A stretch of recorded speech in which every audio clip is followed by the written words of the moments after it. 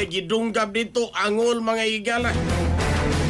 Detalye sa report, sa Herodato kini pinagi sa pagpamati ni katropa June Cator. Live report.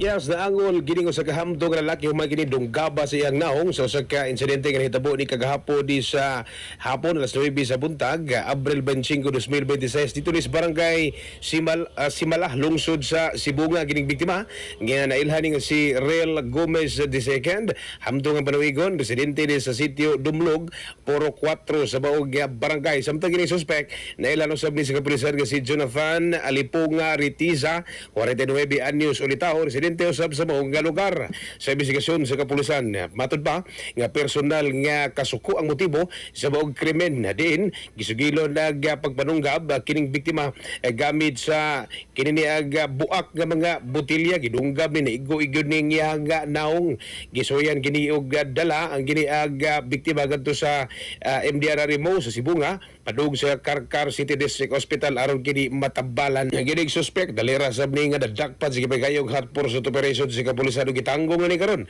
sa selda sa kapulis sa lungsod sa Sibunga. Mga katropa, iyo kalimot magtumarog Santon Vitamin C, ang alkaline nga vitamin C. Alang sa nagayusang Pilipino para sa Pilipinas sa inyong katropa, June Cator, XFM News. XFM report.